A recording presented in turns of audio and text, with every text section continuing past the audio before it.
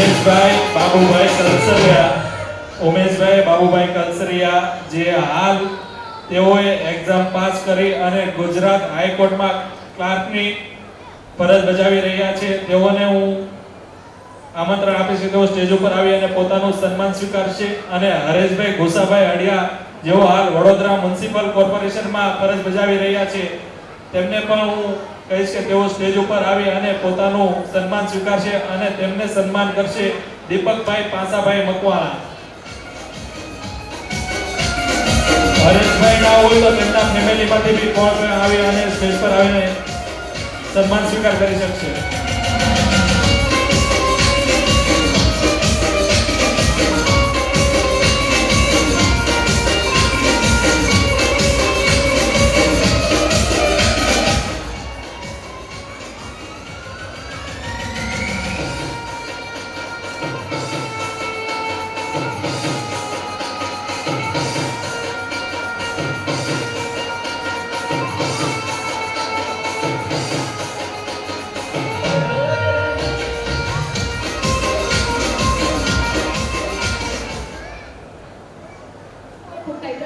જેમને રજૂ કરવું છે એવા વાડા ભૂમિતાબેન ઘનશ્યામભાઈ, કલસરિયા જેમિશાબેન ભાવેશભાઈ અને હળિયા રિયાબેન નવલભાઈને હું વિનંતી કરીશ કે સ્ટેજ પર પોતાની કૃતિ રજૂ કરશે.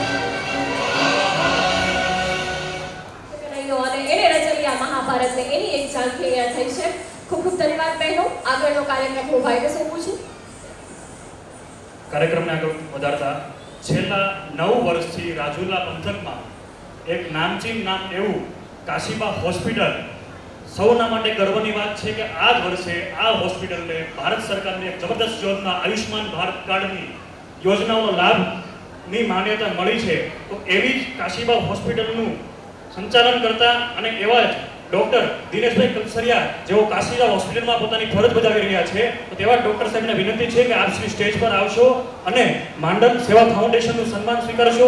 અને તેના સન્માન માટે હું ઘનશ્યામભાઈ હડિયા અને ઉપપ્રમુખ શ્રી દુલાભાઈ હડિયાને વિનંતી કરીશ, દુલાભાઈ મકવાણાને વિનંતી કરીશ કે આ ડોક્ટર સાહેબનું સન્માનમાં આપ જોડાશો અને આ હોસ્પિટલના માધ્યમથી જે કંઈ પણ આપણા પરિવાર ઉપર સ્વાસ્થ્યની બાબતનું કાંઈ જે પણ કંઈ આવે તો આ આયુષ્યમાન ભારત કાર્ડ હેઠળ આપણે એની હોસ્પિટલમાં આપણે સારવાર લઈ શકીએ છીએ.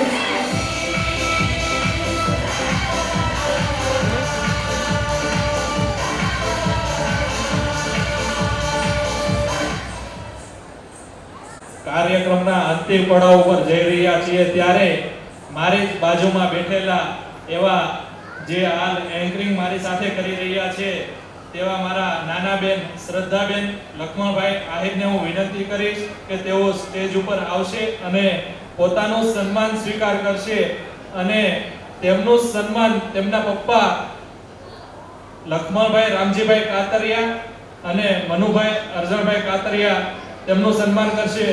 તો હું લક્ષ્મણભાઈ રામજીભાઈ કાતરિયા અને મનુભાઈ અરજણભાઈ કાતરિયાને કહીશ કે તેઓ સ્ટેજ ઉપર આવી અને શ્રદ્ધાબેનનું સન્માન કરે.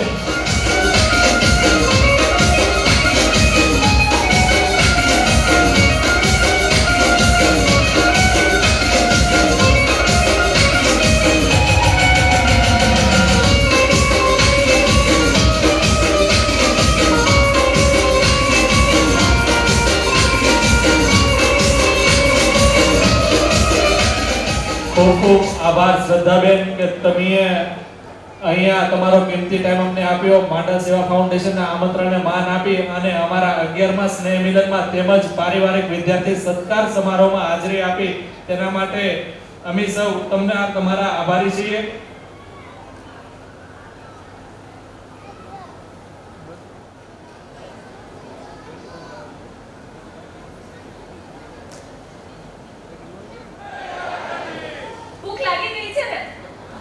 જમવાનું બને છે.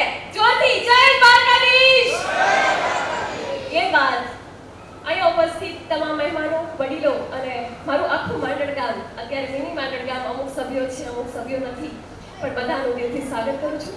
હું શ્રદ્ધા કાતરિયા એક એન્કર તરીકે છેલ્લા 3-4 મહિનાથી કામ કરું છું અને માંડળ સેવા ફાઉન્ડેશન ખરેખર આ બહુ એક સારો વિચાર અને આ કાર્યને વધારવા જેવું લાગે છે મને.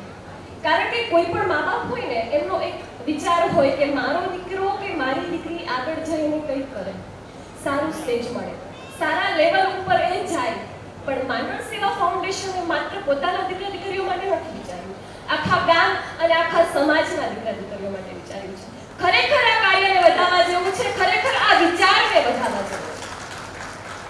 અને જ્યારે શૈલેષભાઈ સાથે મારા પહેલી વાર કોન્ટેક્ટ થયો અને ભાઈએ મને કીધું કે બેન આપણે આવા કાર્ય કરીએ છીએ, ખરેખર મને આ કંઈ ખબર નથી કેમ કે હું પહેલેથી ગામડે રહી છું, ગામડે ભણી છું, એટલે મને સુરતનો કોઈ આઈડિયા જ નથી કે આવું સ્નેહ મિલન થાય છે.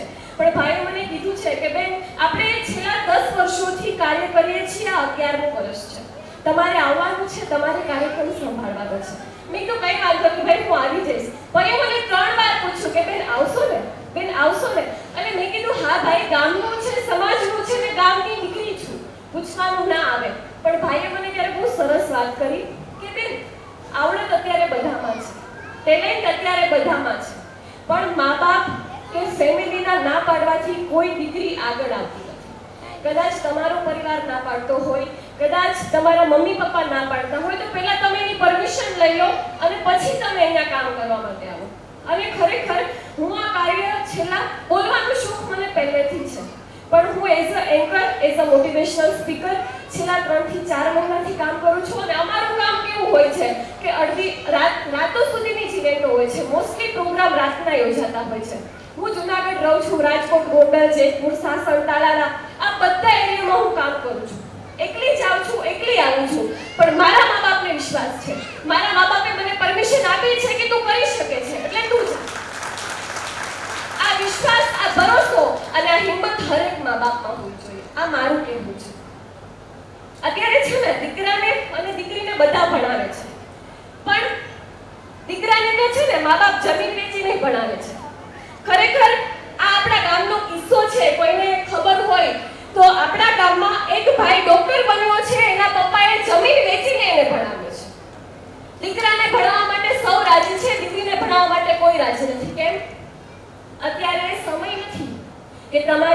પગભર નહીં હોય ને તો કોઈ એને સ્વીકારી શકશે. કેમ કે અત્યારે મારે ખાલી એક પ્રશ્ન પૂછવો છે કે જ્યારે મારું સન્માન થયું, બેન નૈનાબેનનું સન્માન થયું, ત્યારે આમાંથી કેટલી દીકરીઓને એમ થયું કે કાશ આ જગ્યા પર હું હોત? થાય છે ને? થાય કે ના થાય? બધી માવડીઓની, બધા વડીલોની આંખ ઊંચી થઈ જાય કે આ દીકરીનું સન્માન થાય છે. ત્યારે એક વિચાર બધાને આવે કે મારી દીકરીનું સન્માન કેમ નથી થતું? પણ તમે એને છૂટી આપો છો? તમે એને ભણાવો છો? તમે એને પરમિશન આપો છો? નહીં ને. આમાંથી મારે પૂછવું છે, કેટલી બહેનો ભણીને ઉઠી ગઈ છે? હાથ ઊંચો કરી દો. સ્વેચ્છાએ હાથ ઊંચો કરીને મારે ખાલી રેશિયો જાણવો છે, કોઈને ઊભા નથી કરવા. કેટલી દીકરીઓ ભણીને ઉઠી ગઈ છે? ઉઠી ગયા છે ને? હજી આમાંથી ઘણા બધા છે પણ હાથ ઊંચો નથી કરી શકતા કેમ કે મારી સાથે ભણેલા છો તમે બધા. બધાને હું જાણું છું. આમાંથી અત્યારે તમે અહીંયા જોઈ લો, આ એક દીકરી બેઠી છે. દીકરાઓ કેટલા છે? છે ને? આ કિસ્સો છે, એક ઉદાહરણ છે તમારી સામે. એક દીકરી અહીંયા બેઠી છે, આટલા દીકરાઓ છે. કેમ દીકરીઓની સંખ્યા ઓછી છે? કેમ કે મા બાપે પરમિશન નથી આપી. 10 ભણી લીધું ઉઠી જા, 12 ભણી લીધું ઉઠી જા. સાહેબે સમય નથી. આ સમય નથી કે તમે દીકરીને દબાવીને રાખો. સાહેબે બહુ સરસ વાત કરી કે દીકરીઓને તમે પાંખ આપો છો, પહેલું, બીજું, ત્રીજું, ચોથું, પાંચમું ધોરણ 10 સુધી ભણાવો છો, પછી કેમ પાંખને કાપી નાખો છો? દીકરો છે તો તમારી દીકરી, તમે દીકરા કે દીકરીને ઓછો વાલ કે ઓછો પ્રેમ કરો છો? કરો છો? તમારો દીકરો દોયલો છે, દીકરી દોયલી છે, એવું કોઈ કરો છો? નથી કરતા ને. તો કેમ ભણાવવા બાબતે કે છૂટી મૂકવા બાબતે તમે અચકાવ છો? બરોબર ને? આમાંથી કેમ કે સાહેબ આ સમય એ છે, પહેલાની માવડીઓ નથી પડી છતાં એના ઘર સંસાર હાલી ગયા છે. છતાં એ માવડીઓએ એના સંસાર, એના ઘરને વસાવી લીધા છે. એ લોકો આગળ વધી ગયા છે. અત્યારે એ સમય નથી. આમાંથી મને વડીલો કહી દો ખાલી કે તમે કેટલા લોકોએ, વડીલોની વાત છે, 22-23 વર્ષની ઉંમરે સગાઈ કરી હતી, 6 વર્ષ વાતો કરી ફોનમાં અને પછી લગ્ન કર્યા. કર્યું છે કોઈ આવું? પેટે ચાંદલા થયા હતા કે નહોતા થયા? પેટે ચાંદલા કરીને લગ્ન કર્યા છે, છતાં અત્યારે માવડીઓ તમારી સાથે જિંદગી કાઢે છે. હા કે ના? લગ્નના દિવસે ખબર પડી કે ગલ્લો છે, રાણી છે કે બાદશાહ છે, આની યારે જીવન કાઢવાનું છે. બરોબર છે? છતાં એ માવડીઓ તમારું કદાચ, ચલો તમારી ઘરની પરિસ્થિતિ જેવી હશે તેવી હશે, ઘર સંસાર તમારું જેવું હશે એવું, પણ છતાં એ માવડીઓ સહન કરે છે, તમારી સાથે રહે છે અને તમારા દીકરા દીકરીઓને સાચવે છે. અત્યારે આ સમય નથી. માત્ર હું દીકરીઓની વાત નથી કરતી. તમે અત્યારે તમારી દીકરીઓનું સાસરું ગોતો છો તો વિચારો છો ને કે નોકરીવાળો છોકરો છે કે નહીં, ડોક્ટર છે કે નથી, ગામડે જમીન છે કે નથી, કેટલા ભાઈઓ છે? 5 ભાઈ હોય તો મારે નથી દેવી. બરોબર ને? આ અત્યારની માનસિકતા છે સાહેબ. અને કદાચ તમને મારા શબ્દો ખૂદશે, વાગશે, પણ સત્ય હંમેશા કડવું હોય. હકીકત સ્વીકારવી બહુ અઘરી છે. ગામની દીકરી છું, કઈ બોલાઈ જાય તો માફ કરજો, પણ આ હકીકત આજે હું અહીંયા કહેવા આવી છું. શૈલેષભાઈએ મને કીધું કે બેન તમે ગામમાં પહેલા એવા છો કે જેણે મને હાથ પાડી છે. બરોબર? પણ એ હકીકત મારે આજે કહેવી છે કે કેમ બીજી દીકરીઓ મારી જેમ અહીંયા નથી આવી શકતી? કેમ બીજી દીકરીઓ નૈનાબેનની જેમ સ્થાન અહીંયા નથી લઈ શકતી? બેન તમને તમારા મા બાપે ફ્રીડમ આપી હશે ત્યારે તમે અહીંયા પહોંચ્યા છો ને. બસ હરેક મા બાપને આની જરૂર છે. કારણ માત્ર એટલું છે કે અત્યારનો સમય એવો નથી. તમારી દીકરીને કાલ સવારે સાસરે જઈ અને કઈ થયું તો એનામાં એટલી ત્રેવડ હોવી જોઈએ કે એના પગ પર ઊભી થઈ શકે અને ત્યાં જિંદગી કાઢી શકે. બટથી કહી શકે કે મારો બાપ શું છે, મારા બાપે આટલી મહેનત કરી છે, ભણાવી છે, હું મારી એકલા પગે ઊભી થઈશ અને હું મારું જીવન ચલાવીશ. આ હરેક બાપે એના દીકરીને, હરેક માએ એના દીકરીને સમજાવવા જેવું છે, શીખવાડવા જેવું છે. એટલે આજે કહું છું. અને કોઈ કિસ્સો મારે યાદ નથી કરવો, કદાચ બધાને લાઈવ થઈ જશે કે સમજુ છું આપણું કુળ આહિર છે, માન મર્યાદા મોભો લોહીમાં છે. બરોબર? પણ તમારી મર્યાદા તમારા વિચારોને લઈ અને તમે તમારા દીકરાનું જીવન ખરાબ કરી રહ્યા છો. તમારી મર્યાદા રાખો, તમારી સંસ્કૃતિને જાળવીને રાખો, પણ સમાજના કુવિચારોને બદલો અને તમારા વિચારોને બદલો. કારણ એ છે કે તમારી દીકરી સાસરે જાય છે, ત્યાં કોઈ બી પ્રકારનો ઇશ્યુ થાય છે, તમને આવીને કહે છે, તમે જવાબ નથી આપતા, એટલે પછી એનું જીવન ટૂંકાવી દે છે. બરોબર છે ને? આ વાત મારી સાચી છે કે ખોટી છે? સાચી છે ને? આવી આપણા ગામમાં, આપણા સમાજમાં કિસ્સાઓ હશે કે નહીં હોય મને નથી ખબર, પણ મેં ઘણા કિસ્સાઓ આવા જોયા છે. કોઈ દીકરી 7 વર્ષ સહન કરે છે, કોઈ 5 વર્ષ સહન કરે છે, તો કોઈ 7 મહિનાની અંદર સુસાઇડ કરી લે છે. કારણ એક જ છે, સાસરે જાય છે, નથી સાસુ સરખો જવાબ દેતી, નથી તમે જે છોકરો ગોત્યો છે એ એને સરખો જવાબ નથી દેતો. દીકરી તમારી પાસે આવે છે, પપ્પા મને આવું દુઃખ છે, મારી સાસરીમાં આમ છે, તમે જરા વાત કરી લો ને, સમજાવી લો ને. એટલે બાપ શું કહે ખબર? માફ કરજો મને, પણ આ હકીકત છે મારી કેવી છે, તારે મરવું હોય તોય ત્યાં અને જીવવું હોય તોય ત્યાં. આ શબ્દો તમે વાપરો છો એક દીકરી માટે. તારે મરવું હોય તોય ત્યાં અને તારે જીવવું હોય તોય ત્યાં. ઈ તારું સાસરું છે, તારો રોટલો ત્યાં છે. આને તમારી મર્યાદા કહેવાય? અને દીકરી બીજા દિવસે જાય સાસરે અને ત્યાં એ મરી જાય, કેમ કે એના બાપના શબ્દો ફૂટી જાય. સાહેબ અહીંયા કે મારા બાપે એમ કીધું તારે મરવું હોય તો ત્યાં મરજે, પણ મારા ઘરે ન આવતી.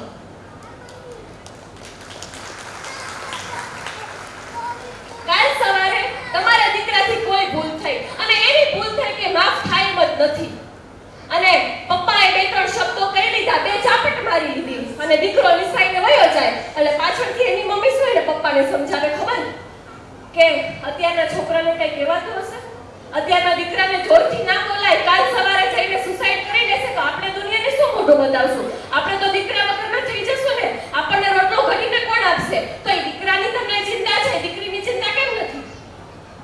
અને સાહેબ આ એક બહુ સારો કિસ્સો છે, ગુજરાતનો છે કે નથી મને ખબર નથી, પણ હમણાં મેં સોશિયલ મીડિયામાં એક રીલ જોયેલી કે જેમાં દીકરીને એના પપ્પાએ સાસરે વળાવી, વર્ષ દિવસ એ દીકરીએ સહન કર્યું, એનો ઘરવાળો મારતો, ગાળો દેતો, એના મા બાપને ખરાબ ખોટું બોલતો.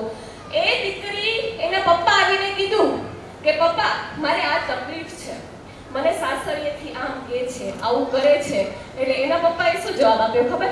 બેટા અહીંયા તું મહિનો દિવસ રહે, મહિનો દિવસ દીકરી રોકાણ.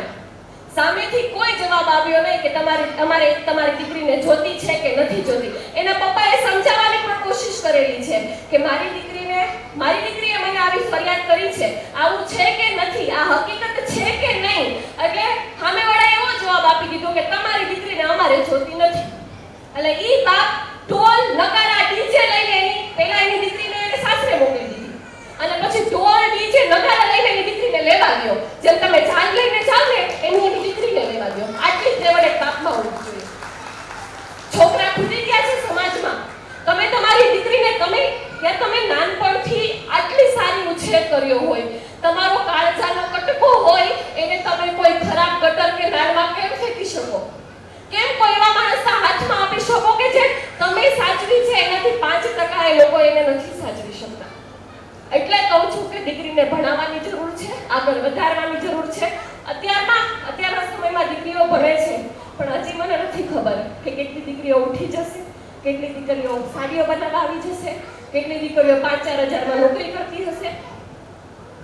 પણ મારે એક વાત ખાલી આટલી કેવી છે, સાહેબે કીધું કે તમારા બાળકોને એ રીતે સાચવો કે એ તમને આવીને કંઈ કહી શકે, એ તમારી સાથે શેર કરી શકે કે પપ્પા મમ્મી મને આ દુઃખ છે, મને આમ છે, મને તેમ છે. એ દીકરો કે દીકરી શું કામ નથી કહી શકતા? કેમ કે તમે પહેલેથી જ એને આટલા કડક વાતાવરણમાં રાખ્યા છે. આ એ સમય નથી સાહેબ, સમય પલટાઈ ગયો છે. તમારે તમારા દીકરા કે દીકરી સાથે એક મિત્ર બનીને રહેવાની જરૂર છે. તમારે સામેથી પૂછવાનું છે કે બેટા તને કઈ પ્રોબ્લેમ છે, તને કઈ વાંધો છે, તો આવીને પહેલા તારા બાપને કહેજે, પછી બીજા કોઈને કહેવા જાજે. દીકરી એની માને ન કહી શકે ને, એના બાપને કહી શકવી જોઈએ. કેમ કે દીકરો પણ આપણે એટલા કડક સ્વભાવના થઈ ગયા છીએ, આપણો સ્વભાવ પહેલેથી એટલો કડક રહેતો આવ્યો છે કે દીકરી તો શું સાહેબ દીકરો પણ નથી કહી શકતો. અને એવું નથી દીકરીઓ સુસાઇડ કરે છે, દીકરાઓ પણ ઘણા સુસાઇડ કરે છે. આ જ કારણે કે હું મારી ફેમિલીમાં કંઈ કરી નથી શકતો, મારે આ નથી કરવું છતાં મારે કરવું પડે છે એ માટે.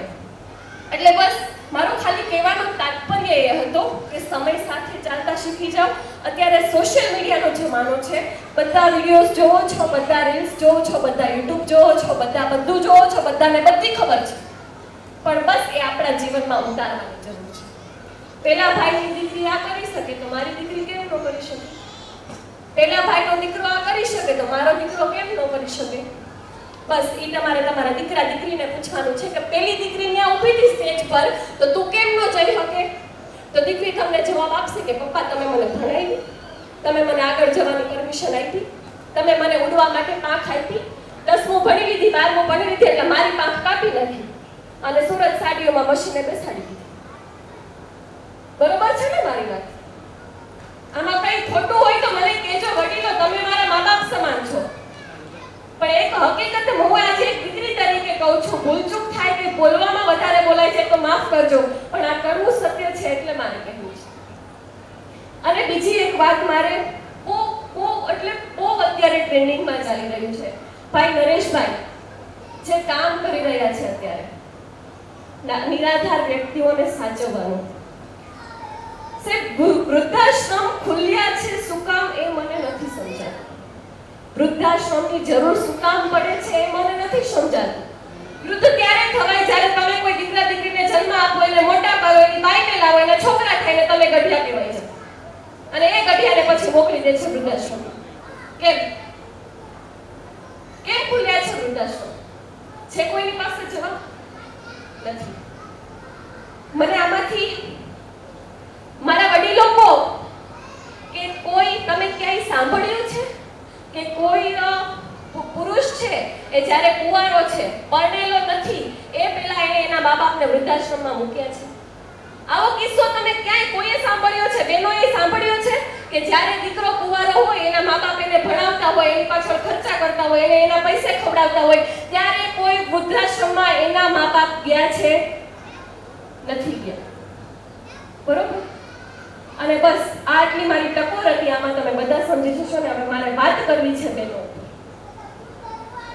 તમે કોઈના ઘરની દીકરી છો, બરોબર છે? તમે એક દિવસ સાસરે જાઓ છો, બરોબર છે? પણ હું એવું માનું છું કે જો સ્ત્રીમાં સંપ હોય ને તો આ પુરુષ પ્રધાન દેશ જ ના હોય જ. બે સ્ત્રી ભેગી થઈને કરી શકે ને એવા 10 પુરુષ ભેગા થઈને ના કરી શકે. પણ સ્ત્રી સ્ત્રીની દુશ્મન છે અત્યારે, એટલે આ બધા પ્રશ્નો. તમે તમારા પિયરમાં હો છો, સખી બેન સાથે બાંધો છો, બાંધીને તે બોલતા થઈ જાવ છો ને 10 મિનિટમાં, તો તમારી દેરાણીને બેન કરીને કેમ રાખી નથી શકતા? તમારી જેઠાણીને બેન કરીને કેમ રાખી નથી શકતા? તમારી સાસુને તમારી માની સક્કી માની જેમ કેમ નથી સાચવી શકતા? તમારી ભાભી તમારી માને ન સાચવે તો તમને બહુ ખરાબ લાગે છે. તમે પિયરમાં જાવ એટલે તમે તમારી ભાભીને કડકથી કહીને આવો કે મારી માને સાચવજો, હોય મારી માં છે. તો તમારી સાસુ છે એ કોઈની માં છે ને? તો કેમ નથી સાચવી શકતા તમે?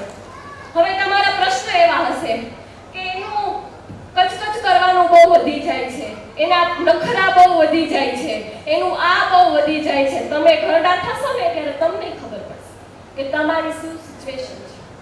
કેમ કે એક કહેવત છે કે બાળપણ અને ગઢપણ બે સમાન છે, પણ બાળપણ સારું છે, ગઢપણ દોયલું છે. કેમ કે સાહેબ બાળક હોય ને તો તમને ઉઠાડી અને કોઈ વોશરૂમમાં લઈ જઈ શકે. ગઢિયા હોય ને ગઢિયા, એને સાચવવા થોડાક અઘરા છે. પણ ભાગવત મહાભારત અને એક સારાંશ છે, એક શાસ્ત્રનો સારાંશ છે કે કર્મ અહીંયા જ ભોગવવાના છે. આજે જ મારે કોઈ સાથે વાત થઈ કર્મ ઉપર કે કર્મ તમારા અહીંયા ભોગવાય ને એટલે અહીંયા ભોગવવાના, બાકી નરકમાં જઈને ભોગવવાના. એટલે મેં સરસનો જવાબ આપી દીધો. મેં તો નરકમાં જગ્યા જ નથી, જે કંઈ કરીને ભોગવવાનું છે ને અહીંયાથી જ ભોગવીને જવાનું છે. જેવું તમે કરો છો એવું જ અહીંયા ભરશો.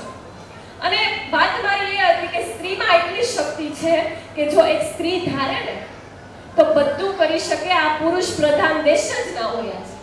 જો તમારામાં એટલો સંપ હોય ને તો આ મેનેજમેન્ટ કરતા ભાઈઓ છે ને ત્યાં અત્યારે મારી માવડીઓ બેઠી હોત. અહીંયા જે ભાઈઓના સન્માન થયા છે ને ત્યાં મારી માવડીઓના સન્માન થયા હોત. અહીં શક્તિ હોવી જોઈએ, એ મિત્રતા હોવી જોઈએ અને એ સંપ હોવો જોઈએ આપણા, ત્યારે આ વસ્તુ થાય. બીજી વાત મારે એ કરવી છે કે મને શૈલેષભાઈ કીધું હતું કે બેન એક અત્યારે જે દેખાદેખી વધી છે ને એના ઉપર બે શબ્દો તમે જરાક ટકોર કરી દેજો. એટલે મારે ખાલી દેખાદેખી ઉપર બે શબ્દો કહેવા છે કે તમે અત્યારે બધા કદાચ સિટીમાં અહીંયા સુરતમાં જ રહેવાવાળા છો, ગામડેથી કોઈ સ્ત્રીઓ આવી નથી કદાચ, મને ખ્યાલ છે ત્યાં સુધી. અહીંયા કોઈ કામથી આવ્યા હોય અને સ્નેહ મિલનમાં આવ્યા હોય તો વાત અલગ છે, પણ તમે બધા અહીંયા રહો છો, બરોબર? અને મારા વડીલોને રવિવારનો દિવસ ફ્રી હોય છે. રવિવારે કહો છો ને કે બાજે બારે જમવા જવું છે, આજે ચૂલો નથી સળગાવવો, આજે રવિવાર છે તો ચોપાટીમાં જવું છે. છોકરા ડિમાન્ડ કરે છે કે આજે ચોપાટીમાં લઈ જાઓ, આજે બાર ક્યાંક રવિવાર છે તો ફરવા જવું છે. આવું તમે કયો કહેતા હશો એને રવિવારે તમને લઈ પણ જતા હશે. હવે તમે દેખાદેખી કરો છો ને એટલે મારે તમારી દેખાદેખી બીજા કોઈ સાથે સરખાવવી છે. ગામડાની સ્ત્રીઓને જોઈ લેજો સાહેબ, સવારના 5 વાગ્યાની ઊભી થશે, ગાયો ભેંસોનું કામ કરશે, આખા ઘરના કપડાં ધોશે, આખા ઘરની રસોઈ બનાવશે, 8 વાગતા વાડીએ વહી જશે. 11:30 ઘરે આવશે, રસોઈ બનાવી, ભાત બનાવી અને વાડીએ વહી જાય, ખાઈ પીને અડધી કલાક, પુરુષો 3 વાગ્યા સુધી હોઈ જાય, ઈ બાઈ અડધી કલાકનો આરામ લઈને કામે ચડી જાય. સાંજે 7 વાગે ઘરે આવશે, ગાય ભેંસનું કામ કરી આખા ઘરનું જમવાનું બનાવશે, જમાડશે, વાસણ કરશે, કચરા કરશે, પોતા કરશે અને 10 વાગે ઈ ફ્રી થશે. અને આટલું કામ કરો તમે થાકી જાવ કે ના થાકી જાવ? ઈ માણસ જ છે ને, થાકી જાય છે. તોય ગામડામાં જે રહેલા છે એને મારે પૂછવું છે કે તમને તમારી પત્નીએ કોઈ દિવસ એમ કીધું છે કે મારે રવિવારની રજા જોતી છે? કીધું છે કોઈ દિવસ? તમને ગામડાની સ્ત્રીએ કોઈ દિવસ કીધું છે કે મારે ફરવા જવું છે બહાર? આજે મને ત્યાં લઈ જાઓ? હા, વર્ષે તમે એકાદી ટ્રીપ કરો છો એ વસ્તુ બરોબર છે. એને કોઈ દિવસ અઠવાડિયામાં 1 દિવસની રજા માંગી છે? અને સાહેબ તમે તો અહીંયા છો ને તો તમને પૈસા મળે છે. તમને ઘરેથી સવારે જાય ને તો 2000 રૂપિયા આપતા છે, કાલે શાકભાજીના અને તારા વાપરવાના. એમાંથી તમે તમારા માટે બચાવો છો, લિપસ્ટિક લ્યો છો, લાલી લ્યો છો, જે લ્યો છો, બરોબર? પણ ગામડાની સ્ત્રી હોય ને સાહેબ, ઈ એમ કે મને 50 રૂપિયા આપો તો 20 રૂપિયામાં સેલ લાવી છે. અને પહેલા તો 10-10 રૂપિયાના ચપ્પલ મળતા. હું નાની હતી ત્યારની વાત કરું છું. એટલે ઈ એમ કે મને 50 રૂપિયા આપો તો 20 રૂપિયામાં શાક બનાવવા સેવ લાવી છે અને 30 રૂપિયામાં ચપ્પલ લાવવા છે. અને એમાં 20 રૂપિયાના હારા ચપ્પલ મળી જાય તો 10 રૂપિયા આવીને આપી દે, ગાલ્યા ઓલા 10 રૂપિયા વૈધા કાઢી. આ ગામડાની સ્ત્રી છે. એની ક્યારેક તમે તમારાથી અપ લેવલની સ્ત્રીઓની સરખામણી કરો છો ને કે પેલા ભાઈની બાઈને તો રવિવારે ફરવા લઈ જાય ને શનિવારે ફરવા લઈ જાય, મને તો તમે એક જ દિવસ લઈ જાઓ, ઈ અડધો ટક લઈ જાઓ. તો એની આરે સરખામણી કરો ક્યારે કે એ ક્યાં છે ને તમે ક્યાં છો, બરોબર? એટલે આ દેખાદેખીની મારે વાત કરવી હતી કે એક સ્ત્રીમાં હોય ને તો એ બધું કરી શકે. અને મેં વાત બહેનોને કહી દીધું, બહેનોને ટકોર મારી દીધી, પણ મારે મારી માવડીઓને કહેવું છે કે તમે તમારી જે દીકરીને વડાવી છે ને અને જે દીકરીને તમે ઘરે લાવ્યા છો એ બેયને સરખામણી કરીને રાખજો કે મારી દીકરી ગઈ છે તો તમારી દીકરી આવી છો. તમારી દીકરી નાની હોય અને ચૂલે બેસે રોટલા ઘડવા, નાની એવી ચાંકી બનાવે, એક ભાગ કાચો હોય ને એક ભાગ પડી ગયો હોય તો એ કેવા હરખાતા કીતા ખાઈ રહ્યો છો કે વાહ મારી દીકરીને તો રોટલા આવડી ગયા, વાહ મારી દીકરીએ તો રોટલા બનાવતા શીખી લીધું. અને બાઈથી એક રોટલીનું કાળું ટરકું થઈ જાય તો 7 વાર સંભળાવશો. કેમ ભાઈ તમે તમારી દીકરીને ખાઈ લો છો, તમારી બાઈનું નથી ખાઈ શકતા? એ કોકની દીકરી છે કે નથી? એ કોકના ઘરેથી ઈ તો એના મા-બાપ એનું ઘર બધું મૂકીને તમારા પરિવારને સાચવવા આવી છે, તો તમારે તમારી દીકરીથી એને 4 ગણી સાચવવી પડે. આ તમારી ફરજ છે. જ્યારે તમે એને દીકરીની જેમ રાખશો ને ત્યારે ઈ તમને માની જેમ રાખશે, બાકી ભૂલી જવાનું, બાકી દરરોજ બાંધવાનું અને જે આપે ઈ ખાઈ લેવાનું. આ મારે બધી માવડીઓને કહેવું છે. અને બીજી વાત મારે ઈ કરવી છે ફરીથી એકવાર કે આ જે દીકરીઓ છે ને, મારે બસ અહીંયા જે અત્યારે જે ભણે છે એને મારે કહેવું છે કે તમે ભણો છો ને તો તમારામાં આટલી તાકાત રાખીને ભણજો હંમેશા કે તમે ભલે ભણીને આગળ ના આવી શકો પણ તમારામાં જે ટેલેન્ટ છે, તમારામાં જે કંઈ ક્ષમતા છે એ તમે બહાર લાવો ને એના ઉપર તમે આગળ વધો. જરૂરી નથી કે ભણીને કોઈ સારી એવી પોસ્ટ મેળવીને જ આગળ વધી શકાય. તમારામાં છે કે હુંય ભણી છું, મેં સાયન્સ કર્યું, બીએસસી કર્યું, 2 વર્ષ આમ તૈયારી પાછળ કાઢી નાખી, પીએસઆઈ ની તૈયારી કરતી હતી, 2 વર્ષ કાઢીને અમદાવાદથી જુનાગઢ આવી એટલે મને એમ થયું કે ભાઈ આ આપણાથી ભેગું ના થાય સરકારી વાળું. એટલે પછી મેં આ કાર્યક્રમો શરૂ કર્યા બોલવાના. બરોબર, આ મારામાં કેમ કે પહેલેથી આવડત હતી, મને બોલવાનો શોખ હતો અને મારા મા બાપે મને પરમિશન આપી દીધી કે બેટા તારે જે કરવું હોય એ કરજે. હું અડધી રાતે આવું છું 2 વાગે, તો ક્યારેક મારી મમ્મી એકલી હોય તો મને રાતે 12 વાગે ફોન કરે કે તું આવી ગઈ, ક્યાં છો, રસ્તામાં છો. ઈ શરૂઆત સુધી થાય કે દીકરીનું ટેન્શન થાય. મારા પપ્પાએ મને કોઈ દિવસ નથી પૂછ્યું કે તું ક્યાં ગઈ હતી, શું કામ ગઈ હતી, શું લેવા ગઈ હતી. હું સામેથી કહી દઉં છું કે પપ્પા મારે અહીંયા જવાનું છે, અહીંયા આમ છે, અહીંયા તેમ છે. પપ્પા કહે છે ઓકે વાંધો નહીં, બસ આટલામાં વાત પતી જાય છે. માને ચિંતા થાય, માનો જીવ એવો છે, મારું દિલ એવું છે, મારું હૃદય એવું છે. પણ સાંભળજો, આવું ક્યારેક કાર્ય કરો ને તો તમારી માં છે ને તમને દિવસના 10 વાર ફોન કરશે. બેટા ક્યાં છો, ક્યાં પહોંચી, શું કરે છે. રાડ નહીં પાડી દેવાની, કહી દેવાનું મમ્મી અહીંયા છું, આટલો ટાઈમ લાગશે, આટલા ટાઈમમાં હોસ્ટેલે, ઘરે, પીજીએ રૂમ રાખીને રહેતા હોય, ગમે ત્યાં રહેતા હોય, કહી દેવાનું અહીંયા પહોંચું છું. વાત મારી ખાલી કહેવાની એટલી છે કે તમારામાં જે ટેલેન્ટ છે ને એને બાદ લાવો. અત્યારે હું અહીંયા એક દીકરી થઈ, સમાજની ગામની દીકરી થઈને અહીંયા આવી છું. મારી આશા છે કે આવતા સમયમાં મારી સાથે બીજી 2 બહેનો બેઠી હોય. મને એવું થાય છે કે ભાઈઓ સાથે મારે કેમ બેઠું, કોઈ ઓળખતા ના હોય આપણે, એટલે આપણે વાત કરવામાં અનબન થાય, થોડું પેલું થાય. તો મારી સાથે મારા સથવારા માટે આવો 2 બહેનો. પેલી બેને સરસ મજાની પ્રાર્થના ગાઈ, આગળ વધશે, એનું ટેલેન્ટ છે. આ બધામાં તમારે પ્રેક્ટિસની જરૂર છે. તો કાલે એવા 2-3 સિંગરો બનીને અહીંયા ગાવા આવો. તમારામાં જે ક્ષમતા છે એ તમે બહાર લાવો. જરૂરી નથી કે ભણીને જ આગળ વધે, પણ હા જિંદગીમાં કંઈક કરો. એ ત્રેવડ રાખો કે તમારા મા બાપ તમને ગમે એવું શાસ્ત્રીએ બનાવી દે અને ત્યાં તમારે ગમે એવો પ્રોબ્લેમ આવે ને તો તમે તાકાતથી કહી શકવા જોઈએ કે મારા બાપે મને ભણાવી છે, મારા પગ ભરગાવી છે, તું મારો ખર્ચો ઉપાડી શકે કે નહીં, હું મારો ઉપાડી દઈશ. આ ત્રેવડ તમારામાં હોવી જોઈએ. ના જ બનવું જોઈએ આવું ક્યાંય, પણ અત્યારે કિસ્સાઓ બને છે એટલે ખાલી મારે કહેવું છે કે એટલી તમે તમારા સાઈડમાં હિંમત રાખો. તમે સાસરે જાઓ છો, તમારે તમારા પરિવારની જેમ જ સાચવવાનું છે, પણ આટલી ત્રેવડ રાખીને આગળ વધો કે મારામાં છે, હું કરીને બતાવીશ.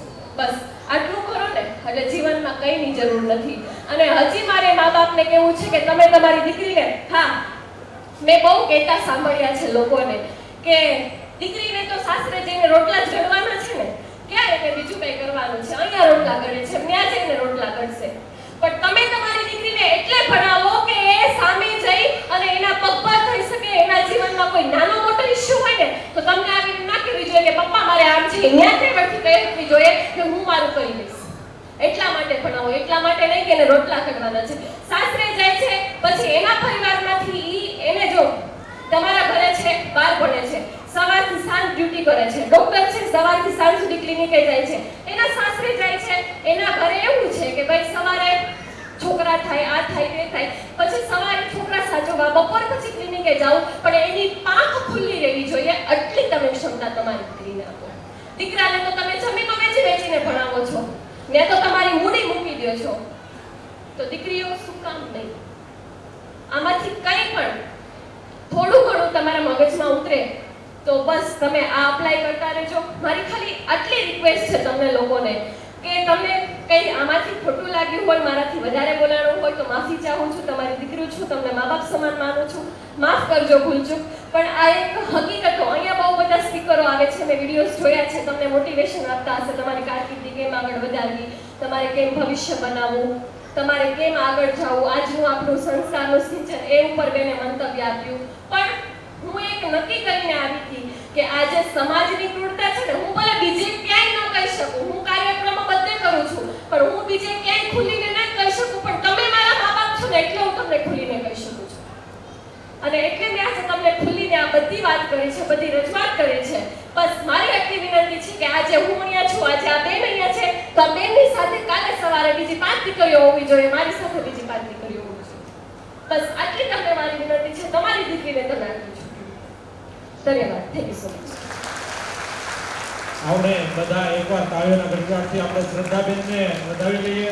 ખૂબ સારી વાત કરી છે શ્રદ્ધાબેન તમે. અને એવું જ એક કામ કે જે આપણા ગામની એક દીકરીએ કરી આપ્યું છે કે જે આપણે એમને વિશેષ પ્રતિભા સન્માન તરીકે આપણે એને આજે બિરદાવવાના છીએ. સન્માન કરશે પલબેન ભરતભાઈ હળિયા.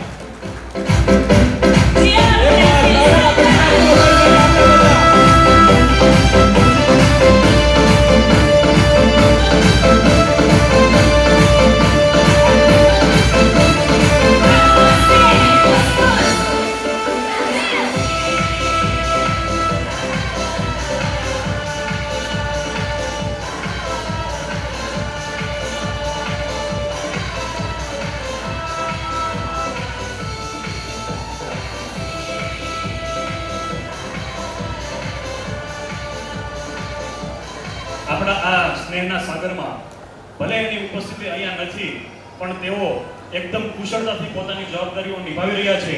તેવા માંડળ ગામના 40 થી 45 જેટલા સ્વયંસેવક ભાઈઓને માંડળ સેવા ફાઉન્ડેશન અને આપણા સમગ્ર આ ગામના તમામ વતની વતી આપણે તેનો આભાર વ્યક્ત કરીએ છીએ કે તેઓ આપણા માટે અને આપણા પરિવાર માટે અને આપણા માંડળ ગામ માટે સતત ખડે પગે અને નિષ્ઠાથી પોતાની જવાબદારી નિભાવી રહ્યા છે. એકવાર જોરદાર તાળીઓના ગડગડાટથી આ તમામે તમામ આપણા સ્વયંસેવક ભાઈઓને આપણે ફરીથી વધાવીએ છીએ.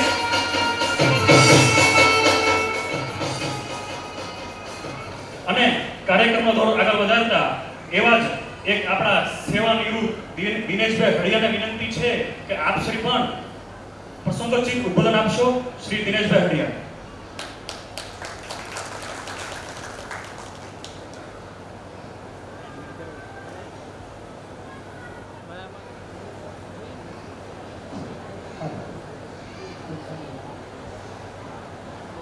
बोल बंसी वाले की जोरથી लास्ट तक कैमरा बैठा तो जोर से थाकी गया છો. थोड़ा अट्रैक्शन में आ जाओ. Speech to attraction to audience. बोल बंसी वाले की. Thank you. ખૂબ ખૂબ આભાર અને ખુશ હર્ષની લાગણી સાથે આજે આ સ્નેહ મિલનની અંદર આવવાનું થયું એ ખરેખર એક પરમાત્માની કૃપા છે. એનો એક સીધું સિદ્ધાંત તમને ડાયરેક્ટ કહી દઉં તો સ્નેહ મિલનનો અર્થ પ્રથમ દિવસે મારી નાઈટ હું હળિયા દિનેશ આર્મી રિટાયરમેન્ટ 24 વર્ષ પછી મારું જોઈનિંગ થયું જામનગર વન તારા રેન્જર ઓફિસર તરીકે. હું ડ્યુટી નાઇટમાં હતો અને શૈલેષભાઈનો ફોન આવ્યો, સાહેબ કે તમારે આવવું જ જોઈએ કમેન્ટ તેમ કરી.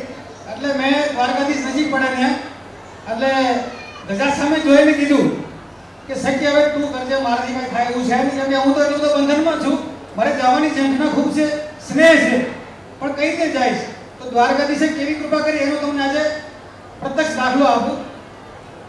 મારું જોઈનિંગ લેટર 30 તારીખે જે નાઇટમાં ડ્યુટી પર હતો એ નાઇટ પૂરી કરીને હું જ્યારે સવારમાં આવ્યો ને એટલે મારો બીજો કોલ લેટર આવ્યો એનસીસી કેડેટ કમાન્ડન્ટ એજન્સી તરીકે મારી જુનાગઢ પડતી થઈ.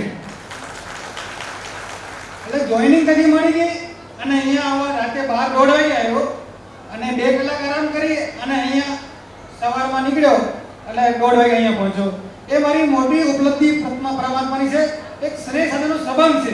અમે 2:30 વાગ્યા સુધી મંત્રણા કરી, 2:30 વાગ્યા સુધી વાત કરી, મારી નાઈટ અને એની નાઈટ. પણ આજે એવી રંગ લાગી છે કે સ્નેહ મિલનમાં શું જરૂરી છે, શું એવા આત્માના એવા સંબંધો હોવા જોઈએ કે જે તમને સાર્થક કરવા માટે પરમાત્મા મજબૂર થઈ જાય કે એક દિલની લાગણી સુધી પહોંચવાનો પ્રયત્ન કરો. લગન છે ને, લગન કઈ પણ વસ્તુ આપણે સિદ્ધ કરવા માટે સક્ષમ બનાવતી હોય છે. મેં તો મારા અનુભવો 24 વર્ષમાં જે કંઈ શીખ્યો છું અને જે કંઈ મેં કહેલું છે એનું આપ સામે વૃતાંત કરવા માંગુ છું કે દ્રષ્ટ નિષ્ઠા હોય, તમારી સાચી લગન હોય અને સાચી ભાવના હોય, પરસ્પર પ્રેમ હોય. પ્રેમમાં એવી તાકાત છે કોઈ પણ કાર્યને સિદ્ધ કરવા માટે આગલા માણસને મજબૂર કરી દે. એનું સીધું ઉદાહરણ આપું. એઝ એ અફસર હું ડ્યુટી કરતો હોય, કોઈ પણ માણસ ગલતી કરીને આવે અને ગલતી એક્સેપ્ટ કરશે એટલે એ માફીના મને પાત્ર થઈ જશે. પણ એનો વ્યક્તિ પોતાની ગલતી છુપાવવા માટે તેને નવા 100 નુકસાન મળશે ને એટલે અધિકારીનો પદ પકડી લેશે. એટલે યુ હેવ પનિશમેન્ટ, હકદાર છો અને તમને પનિશમેન્ટ મળશે અને એ પનિશમેન્ટનો હકદાર હશે. અને એ શબ્દને ઉલટા લઈ લ્યો કે સર સોરી, મારી ગલતી હો ગઈ, મુझे માફ કર દો. એમાં એવી તાકાત છે કે માણસ ગલતીઓ હતા એને માફી મળશે અને છુટકારો મળશે. એટલે ચાલાકી નહીં કરવાની, પોતાનું જે કાંઈ વર્તનમાં હોય એ સામે લાવવાથી સામેની માણસ આપણી મજબૂરી સમજે અને અને તમને માફીનામું મળે તો ગલતી કોઈ પણથી થાય છે, કામ કરે એનાથી ગલતી થાય. એટલે આટલું બધું આયોજન કર્યું શૈલેષભાઈએ, એટલા માણસોને, એટલા બહેનોને અહીંયા આટલા અધિકારીઓના સ્ટેજ પર લાવવા, બોલાવવા અને તે રિસ્પેક્ટ બધાને બોલાવવા, આ આપણી એક ઉપલબ્ધિ છે. અને એનું કાર્ય પૂરું કરવા માટે એની સખત મહેનત હશે, દ્રઢ નિશ્ચય છે. કોઈ પણ કાર્ય કરવા માટે તમે કેપેબલ બનો. સપના એવા નહીં જોવાનું કે મારે મતલબ બનવું છે, શિક્ષક બનવું છે, ડૉક્ટર બનવું છે. તમે એને લાયક કોઈ પણ ફિલ્ડમાં તમે હો, ઇન્ટરેસ્ટેડ ફિલ્ડમાં એટલા લાયક બની જાઓ કે સામેવાળી વ્યક્તિ તમને બોલાવે તો અહીં આવે. એટલે આ સિદ્ધિ મેળવવી છે ને, એ માણસનું એક લક્ષ્ય હોવું જોઈએ. એમાં બે જ વસ્તુ જરૂર છે. એક પોતાની દ્રઢ સંકલ્પ, સચિલ લગન અને માફી. એક માણસની હોય ને ત્રુટિ, એને એક્સપ્લેન કરવાની જરૂર છે કે મારી આ એક કમી છે અને આ મારું પોઝિટિવ પોઈન્ટ છે. પોઝિટિવ પોઈન્ટ પકડી લો એટલે સક્સેસ થશો, અને પોઝિટિવ પોઈન્ટ છુપાવવાની કોશિશ કરશો એટલે નિષ્ફળ જશો. તો મારો આજે સ્નેહ મિલનમાં આવવાનું થયું એટલે ખૂબ ખૂબ એક તો આભાર વ્યક્ત કરવાની સાથે મને આજે આટલા બધા અધિકારીઓ દર્શન થાય એ પણ મારા માટે એક લાવો તક છે કે અહીંયા એજ્યુકેશન ફિલ્ડમાં છે અને બિઝનેસ ફિલ્ડમાં છે. મકવાણા પરેશભાઈ અને અમારા હરેશભાઈ જે સારું એવું માઇન્ડ એમાં પણ વાપરી શકે છે. એજ્યુકેશન લેવલમાં તમે જુઓ તો પ્રોફેસરો બેઠા છે. શિક્ષક તરીકે ભરતભાઈ હતા, એક નિષ્ઠાવાન શિક્ષક એઝ એ ઇન્સ્પેક્ટર બનીને આજે અહીંયા ભરતભાઈ ઉપસ્થિત છે. નાનકડે આજે ત્યારે ગિરીશભાઈને હું જોતો હતો, પગલી ભરતા અને ત્યાં જ રમતા હતા. આજે ખૂબ ટેલેન્ટેડ ડૉક્ટર બનીને ઊભા છે. એની પાછળનું એનું એક જ લગન છે, મહેનત છે અને સિદ્ધિ ઓટોમેટિક તમને જોઈશે. તમારે સિદ્ધિ પાસે જવાનું નથી, તમારે એના માટે એક્ટિવ થવાની જરૂર છે. બેને સંતાબેને આમ તો બધા પોઈન્ટ કવર કરી લીધા, એ પોઈન્ટમાં મારે નથી જવું. બહેનોની ઉપલબ્ધિ ઘટવાનું કારણ મા બાપની છૂટછાટ તો છે નથી, એવું નથી કે મા બાપ એની છૂટછાટ નથી આપતા. મહેનત બહેનોની પણ હોય છે. ફિટ મળવું ન મળવું એ બહુ મોટી વાત નથી, પણ બહેનો પ્રફુલ્લિત થઈને કોઈ પણ એનું જીવન વ્યતીત કરે એ એની મોટી ઉપલબ્ધિ છે. સ્ટેજમાં આવું તમે બધા હરખા જ છે. અહીંયા બેઠા છે કોન્ફિડન્સવાળા વ્યક્તિ છે, તમે કોન્ફિડન્સ નથી એવું નથી, પણ સચ્ચાઈ એ છે કે કોઈ પણ સિદ્ધિ મેળવવા માટે તેને મહેનત જરૂરી છે. તમારી મહેનત ઘટી છે એટલે આ ફિલ્ડ ઘટ્યું છે. મહેનત વધારશો આ ફિલ્ડ ઓટોમેટિકલી વધશે. જ્યારે હું જોઈનિંગ થયો ત્યારે અમે બે થયા હતા કામમાંથી સન્માનને પાત્ર. આજે મેં સન્માન કર્યું 24 વર્ષમાંથી 264 છોકરાઓ અને છોકરીઓ, બહેનો અને ભાઈઓ મળ્યા. મને ખૂબ આધાર, મને આનંદ થયો કે મારે આનું બધાનું સન્માન કરવું છે. બધા એવું કહેતા કે આનું સન્માન કઈ રીતે કરશો, મારી પર છોડી ગયો. મને એટલો કોન્ફિડન્સ છે કે મારું વાર હું ફરીથી જાણું છું અને બધાનું હેન્ડલિંગ કરી શકું છું. મને 264 છોકરાઓનું સન્માન કરવાનો લાવો મળ્યો સ્નેહ મિલન ગયા વર્ષની અંદર. આજે પણ સ્નેહ મિલનની વાત તમને કરું તો સમાજે મને એક એવી મારા માટે એવો ગૌરવની વાત છે અને સમાજે મને જે બીડું સોંપ્યું છે એ મારી એક ફરજ બની જાય છે.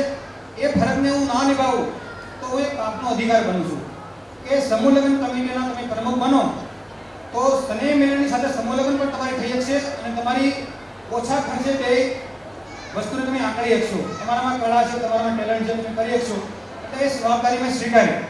તો આવતા વર્ષે આ જ વર્ષે મતલબ કે હવે આપણે તારીખ નક્કી કરશું. હવે આમાંથી મને સમય મળશે એટલે કોર્ટ પાસે જઈ અને તારીખ નક્કી કરશું. દિવાળી આસપાસ આપણે સમૂહ લગ્ન કરવાના એ કન્ફર્મ છે અને તમારા બધાનો સાથ સહકારની જરૂર છે. ખાસ તો મારે એ કહેવું છે, સમૂહ લગ્નની અંદર મારું પહેલું સોપાન છે. એટલે ખૂબ હું તમારી પાસે આશા લઈને આવ્યો છું કે તમે મને પણ એક્સેપ્ટ કરો અને મારા કાર્યમાં થોડો મને મદદરૂપ થાઓ. મારી કાંઈ પણ કમી પછી હોય તો સાથે મળીને દૂર કરશું. પણ મારું એક જ સપનું એવું છે કે સમૂહ લગ્ન એવા કરવા છે કે લોકો આપણી પાછળ એવું કહે છે કે લગ્ન કર્યા તો મહેનત આના માટે ખૂબ જરૂરી હતી અને કર્યું એ સાર્થક થયું છે. તો આપણી બહેનોને સારી રીતે આપણે સાસરે વળાવી શકીએ એના આયોજનમાં આપણે જેટલી મહેનત કરવી પડે છે એ બધી જ કરશું. એમાં કોઈ ઉણપ નહીં આવવા દઈએ એ મારો વિશ્વાસ છે અને તમારો બધાનો આશીર્વાદ મને છે. સક્સેસફુલ મળશે, ભગવાન પર મને પૂરો ભરોસો છે. આ સુધી કોઈ પણ કાર્ય મેં સક્સેસ સિવાય કોઈ સાંભળ્યું નથી. અસક્સેસફુલ મારા એક ડાયરીમાં નોટેડ નથી. તો એક નવું સોપાન શરૂ ન થઈ જાય એનું મારે ખાસ ધ્યાન દોરવાનું છે. એના માટે હું ખૂબ મહેનત કરું છું. હું કોઈ પણ જગ્યાએ રહ્યો તો મારું સપનું હંમેશા સાકાર એ જ થવાની મારા પ્રયત્ન હોય છે કે સમાજે મને એ માટે લાયક ગણ્યો છે અને હું જો લાયક માટે કામ ના કરું તો હું પાપનો અધિકારી છું. આ સ્ટેજમાં જ એવું શીખવાડે છે કે જો પણ કોઈ પણ માણસને કામની રૂપરેખા આપી દે અને એમાં સાર્થક ન બને તો એ પાપનો અધિકારી બનતો હોય છે. તો મારું એક એવું સપનું હતું કે મારે આ સમૂહ લગ્નમાં ખૂબ મહેનતથી કામ કરવું છે અને સાર્થક થવા માટે તમે બધા મને સહયોગ થશો તો કાર્ય દિવસેમાં કોઈ સરકારી સાર નથી, બાકી બધું દ્વારકા પર છોડી દઈશું. મહેનત કરી જવું, ફળની આશા રાખવામાં. બીજી તમારે વાત એ સાંભળવા મને ખુશી મળશે કે ગયા વર્ષે હું આવ્યો ત્યારે એવું સપનું મારું હતું કે મોક્ષધામને મંદિર બનાવવું. મંદિર બની ગયું, મૂર્તિ આવી ગઈ. 6 તારીખે પ્રાણ પ્રતિષ્ઠા મહોત્સવ છે, ત્યાં પણ બધા આવજો. ખૂબ સરાહનીય કાર્ય કર્યું છે. બધા સમાજ અગ્રણીઓ અહીંયા છે, એની ખૂબ મહેનત છે. ધનજીભાઈ છે, કાળુભાઈ છે, દુલાભાઈ છે, ઘણા સભ્યો એવા છે કે એની સતત એમાં મહેનત છે.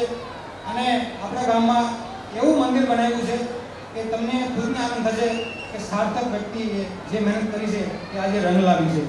તો 6 તારીખે આપણે મૂર્તિની પ્રાણ પ્રતિષ્ઠા ન કહી શકું, એ સ્થાપના કરવાનો એક કાર્યક્રમ રાખ્યો છે, ત્યાં પણ પધારજો અને આપણા મંદિરને બિરદાવજો. મારા શબ્દોને અહીંયા વિરામ આપતા સૌનો ફરી વખત આભાર માની જય હિન્દ, જય ભારત. અસ્તુ. એક સપનું, વિચાર અને એક ઉદ્દેશ્ય છે કે એમને ગામ માટે, ગામની દીકરીઓ માટે અને સમાજ માટે કંઈક કરવું છે. દ્વારકાવાળો હંમેશા તમારી સાથે રહે એવી પ્રાર્થના. બહેનો, આપણે જમવાનું બધાને મળી રહેવાનું છે. જાજુ બધું બનાવ્યું છે, હજી કાર્યક્રમ બાકી છે. થોડી વાર નિહાળીશું, હજી કૃતિઓ લેવાની છે.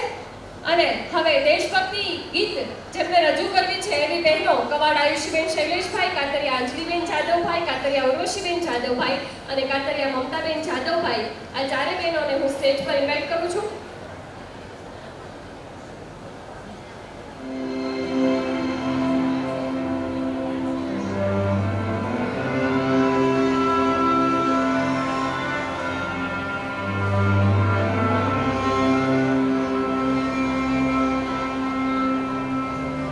हो सकते मैं जावा मेरी दिल जानिया, मैं शीश झुकावा मेरी दिल जानिया, तेरे नाम जो कर जहाँ कम हो,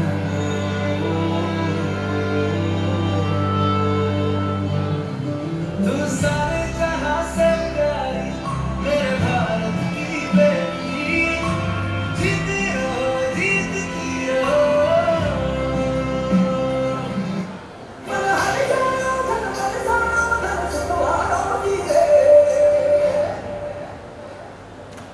आयो रे शुभ दिन आयो,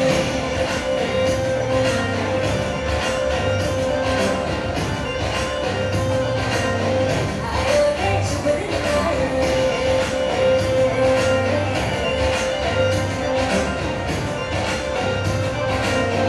आयो रे शुभ दिन आयो, शुभ दिन आयो रे आयो रे आयो रंग आयो, शुभ दिन आयो रे आयो रे आयो रंग आयो, माता पे मुस्कान गुलाबी आयो रे, माता पे मुस्कान गुलाबी आयो रे, आयो रे शुभ दिन आयो,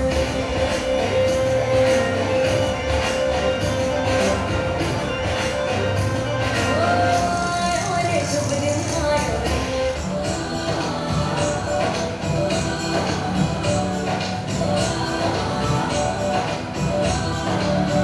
यहाँ हर कदम पे तुझी कन्या, यहाँ की बोली रंगोली सागरन, यहाँ हर कदम पे तुझी कन्या, यहाँ की बोली रंगोली सागरन, पानी पगड़ी कहे मौसम है मेरी रागन साए ऊपर है,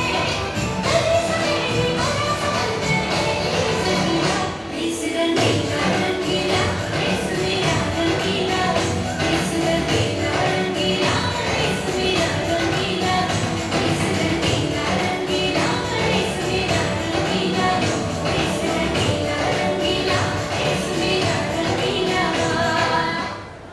इस रंगीला रंगीला, इस मेरा रंगीला, इस रंगीला रंगीला, इस मेरा रंगीला।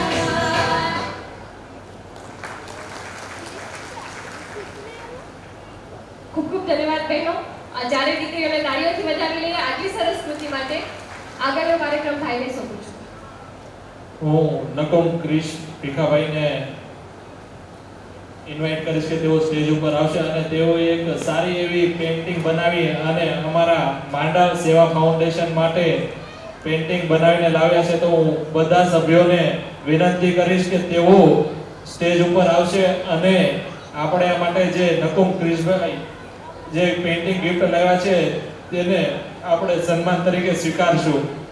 શૈલેષભાઈ મકવાણા, કમલેશભાઈ હડિયા, શૈલેષભાઈ હડિયા, જયેશભાઈ મકવાણા, ભાવેશભાઈ કાતરિયા, શૈલેષભાઈ કવાડ, કનુભાઈ નકુમ, મનીષભાઈ મકવાણા, ભરતભાઈ હડિયા, દિનેશભાઈ હડિયા, શ્યામજીભાઈ કલસરિયા, વલ્લભભાઈ કલસરિયા, પ્રવીણભાઈ બાંભણિયા, નીતિનભાઈ હડિયા, મહેશભાઈ બલદાણિયા, પ્રવીણભાઈ હડિયા, ઘનશ્યામભાઈ વાળા, વિપુલભાઈ નકુમ, ભાવેશભાઈ કલસરિયા.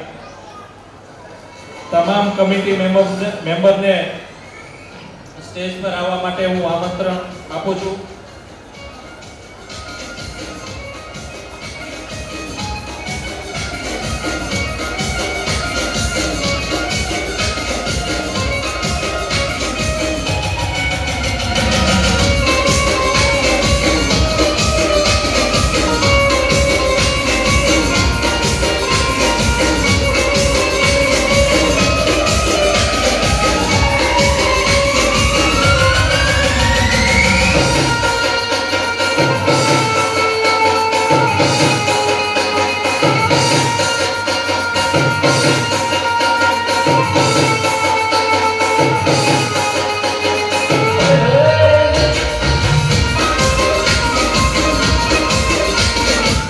ખૂબ ખૂબ ધન્યવાદ. કાર્યક્રમના અંતની પહેલા એક સરસ મજાની મોટિવેશન અને હાસ્યની વાતો લઈને આવે છે શ્રી વિશાલભાઈ રમેશભાઈ હડિયા.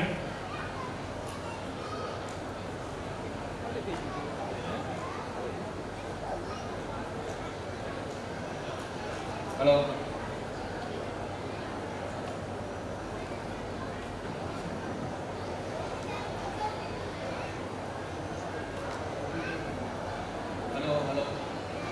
રામ રામ દાયરા ને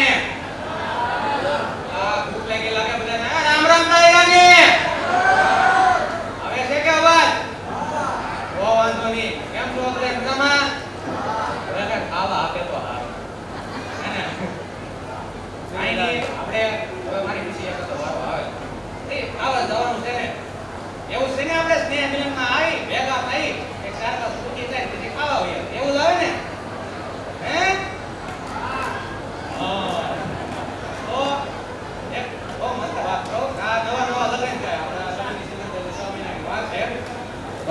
નવા લગ્ન થાય તો ઓવેની હાહુને કહેતી હતી કે ભાઈ મારી આંખો હું ડોળા જેવી છે, એટલે મારી આંખોના ડોળા હું ભેમના ડોળા જેવા છે. હાહુ કે નહીં બેટા તને આવું કોણે કીધું? તો બહુ કે હું પાડા જેવી લાગુ છું. હાહુ કે નહીં તને આવું કીધું કોણે? મારા છોકરાએ તને કીધું. લે હું હમણાં એને ફોન કરું. તો બહુ કે નહીં મારો હું અકલ ગધેડા જેવી છે. તો હાહુએ પાછલી બીંગ મારી કે તને આવું કીધું કોણે? તો બહુ કહે કે મને આખી હેરી એમ કહે છે કે તું તારા હાસુ જેવી થઈ. આવું કરે હું કરવું આમ છે. તઈ આવું બધું છે. આપણે માંડળ સેવા ફાઉન્ડેશન દ્વારા બહુ મસ્ત સ્નેહ મિલનનું આયોજન કર્યો છે. સ્નેહ મિલનનો અર્થ કોઈને ખબર છે? સ્નેહ મિલન એટલે હું ભેગા થઈ સારવાર છૂટી થાય થોડું પ્રવચન ને એવું બધું મળે, ખાઈ પીને છૂટા પડે એવું જ ને? ના ના, એવું સ્નેહ મિલનનું ન હોય. બેન મને હું હોય કે ભાઈ હું સારી એવી મસ્ત ની સાડી પહેરી ભાઈને કે હું આવતો આ ફોર્ચ્યુનર લઈને જાય, ઓલી ફોર વ્હીલ લઈને જાય, રોલા પાડી દેવાના છે રોલા. એવું હોય ને? એવું ન હોય મારો ભાઈ. આમાં કર્મના આધારે પોતાના વિચારોના આધારે ઘણા વ્યક્તિએ પૈસા કામ્યા છે. કોઈએ બંગલા લીધા છે, કોઈએ ફાર્મ હાઉસ લીધા છે, કોઈએ મોટા મોટા એવા બિઝનેસ એવા પોતાના કર્મના આધારે કે પોતાના વિચારોના પોતાની મહેનતના આધારે કર્યું છે. પણ એમાંથી આની વચ્ચે એક બેઠેલો યુવાન કે જે 12-35 ના ગાળામાં 10x10 ની રૂમમાં રહેતો હોય એને ઘરે શેટી નીચેથી ગેસ ને ચૂલો કાઢે ને ત્યાં રહોડું બની જાય. ઈ પાછો ગેસ પાછો શેટી નીચે ધકાવી દે અને જમવા બેસે ને એવડે લોકો તો કિચન બની જાય. જમવાનું પૂરું થાય અને બધા બેસે તો લિવિંગ રૂમ બની જાય. કોઈ મહેમાન આવે ને આસેનિયા પાત્રે તો ઈ છે ગેસ્ટ રૂમ બની જાય. અને એનો બાળક કે જે બેઠો હોય વાંચવા તો એ સ્ટડી રૂમ બની જાય. એવો યુવાન પણ અહીંયા બેઠો છે અને અહીંયા આવીને ખંભેથી ખંભો મિલાવીને એમ કહીને કે ભાઈ આ તારી એકની સમસ્યા નથી, આખા ગામની સમસ્યા છે. ત્યારે એમ થાય કે ભાઈ આ સ્નેહ છે કઈ. બરોબર ને? ઈ યુવાનને સમસ્યા આવે, ઈ યુવાનને દવાખાનાની સમસ્યા આવે, ઈ યુવાનને પોતાની દીકરીને વળાવી હોય ને તો સમસ્યા આવે. આવે કે ન આવે? પોતાના બાળક ભણે ને તો એને ફી ભરવાની સમસ્યા આવે યુવાનને. અને ઈ યુવાન અહીંયા બેઠો હોય કે જે ઓલા કર્મના આધારે પોતાના વિચારોના મહેનત કરીને કાયમ આવે ને એમ કહીને કે ભાઈ ખંભોથી ખંભો મિલાવીને કે ભાઈ આ તારી એકની સમસ્યા નથી, આખા ગામની સમસ્યા છે. એટલે આપણા ગામમાં સમૂહ લગ્ન ને એવું બધું થાય છે. એટલે આપણે અહીંયા બધા ભેગા થઈ છે. સ્નેહ મિલનના એક અર્થ જ એવો શબ્દ નીકળે છે કે ભાઈ સ્નેહ. સ્નેહ શબ્દ નીકળે એટલે આપણને એમ થાય કે ભાઈ હા કંઈક છે આમાં. બરોબર ને? હે? અને આપણા મંડળ સેવા ફાઉન્ડેશન દ્વારા સ્નેહ મિલનમાં કે જે સિંચાઈનું શિક્ષણ એવું ખૂબ સરસ કે વિદ્યાર્થીઓને સન્માનિત કર્યા છે. કર્યા છે કે નથી કર્યા? લા હોંકારો તો જો. હા એમ. ઓ ભલે. તો સન્માનિત એવા બહુ મસ્ત કર્યા છે બધા વિદ્યાર્થીઓને. એમના માટે મંડળ સેવા ફાઉન્ડેશન દ્વારા એક સરસ મજાની તાળી પાડી દો જોરથી. હજી જોરથી. હવે અવાજ આવ્યો. તો આ માટે એમાં કેવું હોય કે ભાઈ વિદ્યાર્થી, તમને હવે એક મસ્ત ઉદાહરણ આપું. મારી પાસે પાણીની બોટલ હોય, હાથમાં લઈને બતાવો. આવો તો પાણીની બોટલ.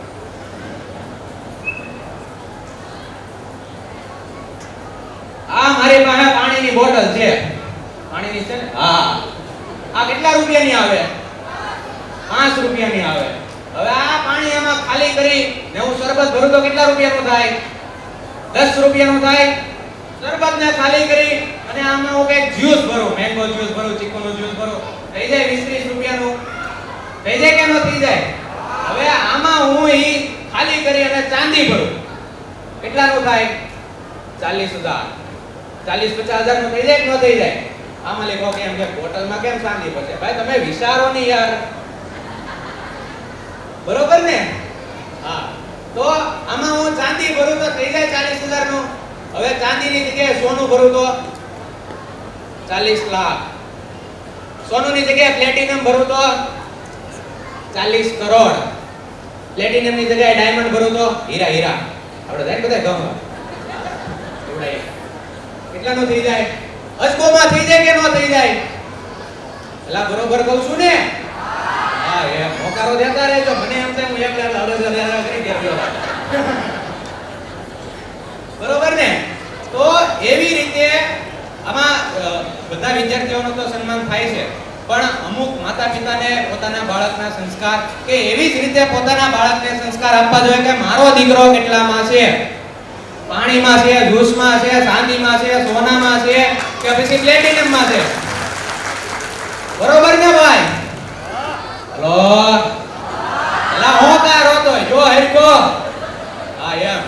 તો આવું બધું છે. એટલે આમાં પાછું કેવું થાય ખબર? ભલે માં પોતાની દીકરીને કહે દે બેટા કોઈ દિવસ ઈર્ષા ન કરાય, અને એની પાછાડી છે ને બહુ સારી છે, તાર કાકી નથી દેવી નકર ઈ મારી કરતા સારી લાગશે. એલા પછી તારી છોકરી ઈદ સમજે ને, ઈદ શીખે ને બીજું શું શીખે? બરોબર ને? હા. તો આયલી હોકારો આવે. આયા તો કઈ હરકો હોકારો જ નહીં લેતો. બરોબર કે?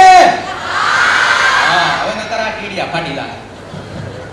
આવું છે. હા. એલા ઘરે બેઠા બાપા કોકને કહેતા હાલો હું તો બેહણામાં બેઠો છું, ભલે ની ઘરે શેટી ઉપર બેઠા હોય, પછી પાછા ઘડી કરીને ઈ નહીં એના દીકરાને કહે ખોટું બોલશો, શરમ નથી આવતી, તારા બાપને ખોટું બોલશો, આમ ને તેમ ને. તો ઈ તમે જે કરો છો ઈ જ તમારા છોકરા શીખે છે. બરોબર કે? હા. એટલે આપણે શીખવાનું છે કે આપણા બાળકને શું શીખવાડવું. આપણા બાળક અહીંયા સ્ટેજ ઉપર ચડે છે, એટલું સન્માનિત થાય છે, તો એના માટે બહુ સારી વાત કહેવાય. બરોબર કે નહીં? બધા અલગ અલગ પદવીમાં પોતપોતાને સન્માનિત થઈ ગયા છે, એના માટે ખૂબ ખૂબ શુભેચ્છા. હા. હવે જોક્સ લેવો છે કે પૂરું કરી નાખું? હા. આ બધા એવા પણ આને એકને સાંભળવાની મજા આવી. સાચી વાત કે નહીં? હા. પેલા કેમ નો લીધો? એલા છેલ્લે કંટાળો આવે પછી મજા આવે. સાચી વાત ને? હા. તો આઈલી હોકારો આવે. એટલે આવું છે. હવે તમે વિચારો આપણે કોઈ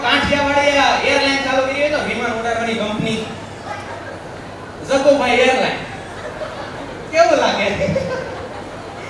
એના પાયલોટ સગનભાઈ મગનભાઈ પાયલોટ હા એમાં બધા કાંઠિયાવાડી યાત્રીઓ હા એમાં બરોબર બધા યાત્રીઓ જાય અને એમાં બરોબર ક્રૂ મેમ્બર ઓલી હોય ને લેડીઝો 3 લેડીઝો હોય એમાં પણ ખબર કે હા એલા ફિલ્મ અને સિરિયલોમાં ઈ જ બતાવે હા તો એમાં ઈ ક્રૂ મેમ્બર બરોબર તો ઈ ક્રૂ મેમ્બર માં કોણ ખબર હોય ને કાશીબા જમનાબા ત્રીજાનું શું નામ આપું હે એવું હા મોંઘીમાં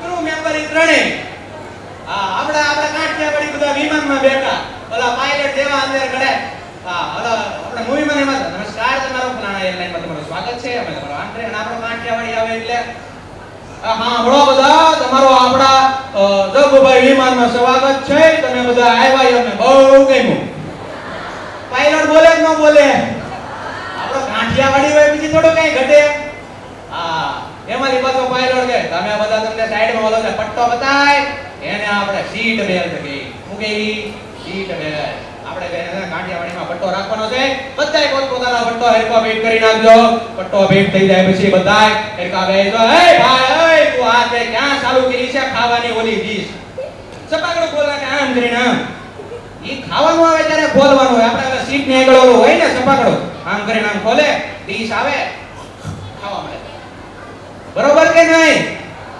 એલા બહુ ભૂખ લાગે બધા રોટલા ભૂખાય છે કા શું ને એવું એલા હાથો પાડો હવે લાગે બેઠા એમ હા એમાંથી એમ કે જો તમે ઊંચાઈ ઉપર જાઓ તો આપણને થોડું છે ને શ્વાસ લેવામાં તકલીફ પડશે તો સમજી લઉં ઘટ પણ આવી ગયો ગમો સડી ગયો હા તમને બહુ એવું લાગશે તો ઉપરથી દોરડા આવશે એમાં માસ છે ઓક્સિજન માસ છે ઈ તમે પહેરી લેજો તમને શ્વાસમાં તકલીફ નહીં થાય અને બે દોરડા ન હોય તો સમજી લેવું કે તમારી જેવા કોઈ લગર ગઠો આવીને ફેની વયો જ હોય છે થાય ને એવું હા કોણ બોલ્યું અરે વાહ એ હોકારો જો બધા હોકારો બરોબર ને હા તો આવું બધું ઠીક છે હવે હાસ્યની વાત છે આ તો બધા કંટાળી જતા ને મેં કીધું એક આદો બે બોક્સ આપો મારી દો બધા દાંત કાઢો મને હે ને હવે રોટલા ભૂખા ચાલે હું પૂરું કરું નકર ઓલા કે પૂરું કરો કાય ખૂબ ખૂબ આભાર વિશાલભાઈ અને આપણે આજીવન દાતાશ્રીમાં હજી એક નામ આવ્યું છે છગનભાઈ નાથાભાઈ નકુમ નાયાભાઈ છગનભાઈ નાયાભાઈ નકુમ જેમણે 11,000 રૂપિયાનું આજીવન દાતાશ્રીમાં નામ નોંધાવ્યું છે તો તેમને પણ એકવાર તાળીઓના ગણગણાટથી વધાવી લઈએ અને હવે આપણે બસ અંતિમ પડાવ ઉપર છીએ આપણે સ્નેહ મિલન પૂર્ણ થવાની હારી ઉપર છે ત્યારે અંકિતભાઈ ભૂપતભાઈ હડિયાને હું કહીશ કે તે તેમની નાની એવી સ્પીચ આપી અને આપણે સ્નેહ મિલનને અંતિમ પડાવમાં લઈ જઈશું હું અંકિતભાઈને કહીશ કે સ્ટેજ ઉપર આવશે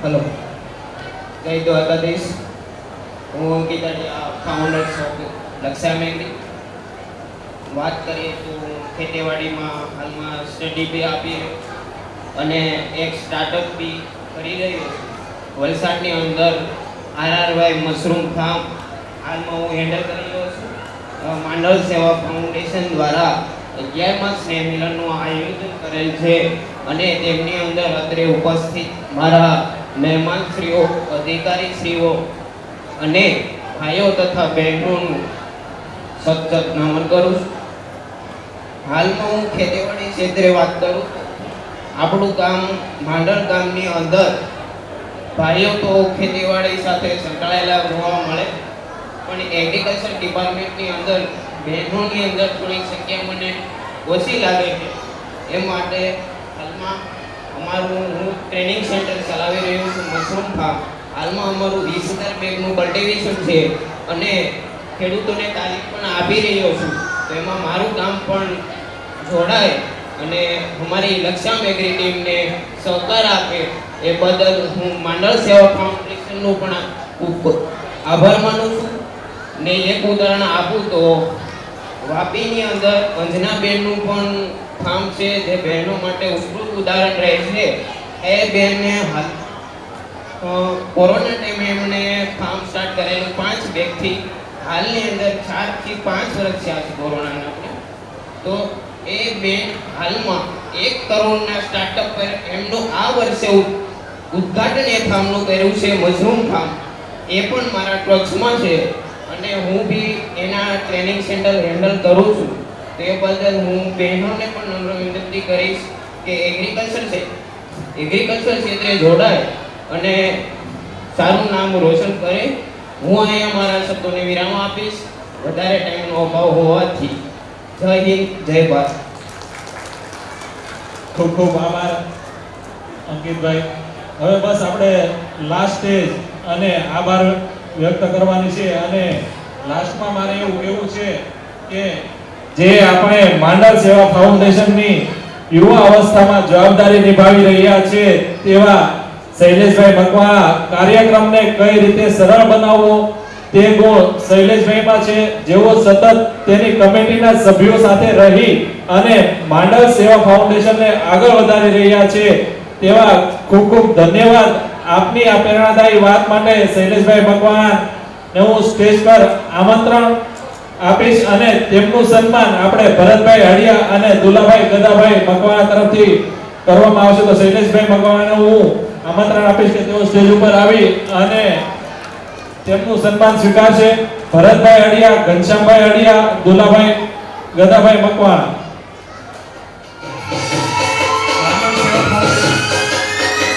માંડલ સેવા ફાઉન્ડેશનના યુવા પ્રમુખનું સન્માન મેળવ્યું હોય ત્યારે જોરદાર તાળીના ગણગણાટથી શૈલેષભાઈના મહેનતને આ કાર્યક્રમને સફળ બનાવ્યો છે. હવે યુવા પ્રમુખ શ્રી શૈલેષભાઈ મકવાણા.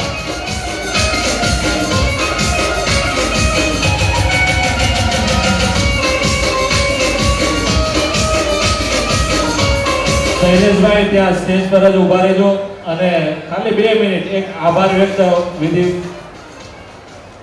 ઘનશ્યામભાઈ કે તમે કે આપણે દુલાભાઈ? ઘનશ્યામભાઈને કહીશ કે તેઓ આભાર વિધિ વ્યક્ત કરશે.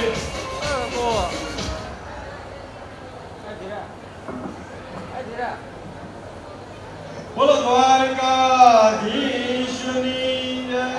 બધા માનવ ફાઉન્ડેશન તરફથી માન આપીને બધા અધિકારીઓ, ડોક્ટર સાહેબો, ક્લાસરૂમ બેન અધિકારી બધા અહીંયા ઉપસ્થિત રહ્યા, તમામ આમંત્રિત મહેમાનો, બધા ભાઈઓ બહેનો માતાઓ બધા ઉપસ્થિત રહ્યા અને કાર્યક્રમને બરાબર નિહાળો તે બદલ માંડલ ફાઉન્ડેશન અને મારી તરફથી ખૂબ ખૂબ અભિનંદન.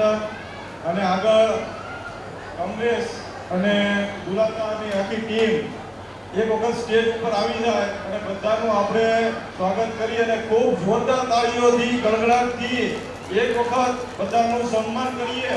શૈલેષ, દુલાતા,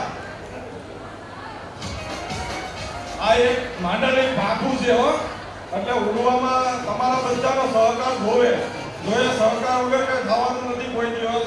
અને આ એકલા આપણે કોઈ દિવસ કઈ કોઈ માણસ કરી એકવાનું નથી. આ માંડળ ગામ આપણે એવું છે સેવા સંગઠન અને બધા ગામે ગામ માંડળના ગમે તે કાર્યમાં આપણું વખાણ થાય. કોઈ પણ કાર્યક્રમ એવો નથી કે આપણું વખાણ ના થાય. કોઈ પણ આપણે નવું કાર્ય કરવું હોય તો માંડળ અગ્રેસર રહે છે. જેમ સમૂહ લગ્ન નું આખા તળાજાથી લઈને ઉનાવ સુધી બધાને વખાણ કરવામાં આવે છે, એવા આપણા સમૂહ લગ્ન બીજે ક્યાંય થતા નથી. એટલે આ સમૂહ લગ્ન પણ એક આપણે બહુ સારું એવું કાર્ય કરતા આવીએ છીએ. ડીકે ભાઈએ સંભાળી લીધું આગળ. ખૂબ ખૂબ ધન્યવાદ અને આગળ તમે ખૂબ ખૂબ પ્રગતિ કરો અને ખૂબ આપણે કમિટી મેમ્બર બધા અહીંયા આવી જાઓ. આ બધી કમિટી જોરદારથી તાળીઓ પાડજો. જે જમવા ગયા હોય એને સંભળાવી દો.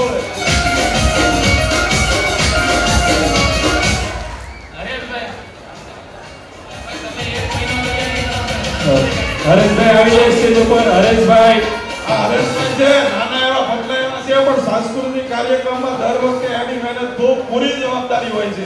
આ દરેક સભ્યોની કોઈની કોઈ જવાબદારી હોય છે. આમાં કોઈને પણ સ્ટેજનો લોભ નથી, આમાં કોઈને પ્રમુખ બનવાનો લોભ નથી. બધા હરખા બધા પ્રમુખ અને બધા નિષ્ઠાથી કામ કરીએ છીએ. અને એવું અમને હજી આમાં એટલા છોકરા છોકરીઓની જરૂર છે કે આ સ્ટેજ આપણું ગામ છે ને ગામ તો જ આ બધું સ્ટેજ મળે, બાકી સ્ટેજ ન મળે. અને આની ઉપર તમે જે કાંઈ પણ બોલશો ને એ તમારે આગળ કામ આવશે. એટલે બહેનોને શ્રદ્ધાબેને ખૂબ વાત કરી કે બહેનોની સંખ્યા ખૂબ ઓછી છે, તો આવતા વર્ષમાં નિષ્ઠાપૂર્વક નક્કી કરો 5-10 બહેનો કે અમારે સ્ટેજ પર એવું કામ કરીને બતાવવાનું છે કે જે અમારું ગામ, અમારા માતા પિતા બધા નાત બંધુને કહેવું પડે કે ઓલી બેન કોણ હતા, એને અમારા સ્વાગત કરવાનું છે.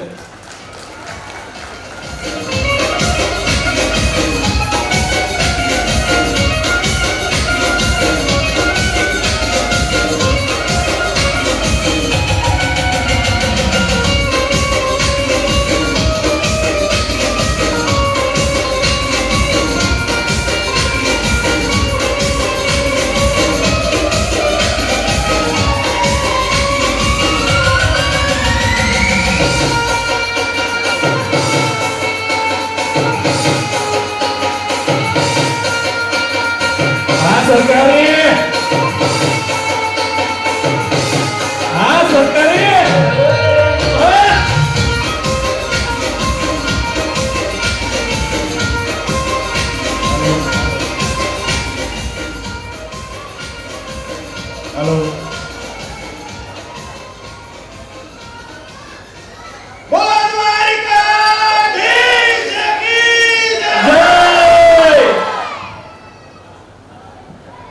માંડળ સેવા ફાઉન્ડેશનના આમંત્રણને માન આપી પધારેલ સૌ મહેમાનોને સાક્ષી રાખી આ સમગ્ર કાર્યક્રમને હવે મારે ભગવાન દ્વારકાધીશના શરણમાં અર્પણ કરવો છે. ત્યારે એક સુંદર જયકાર સાથે બોલો દ્વારિકાધીશ કી અસ્તુ.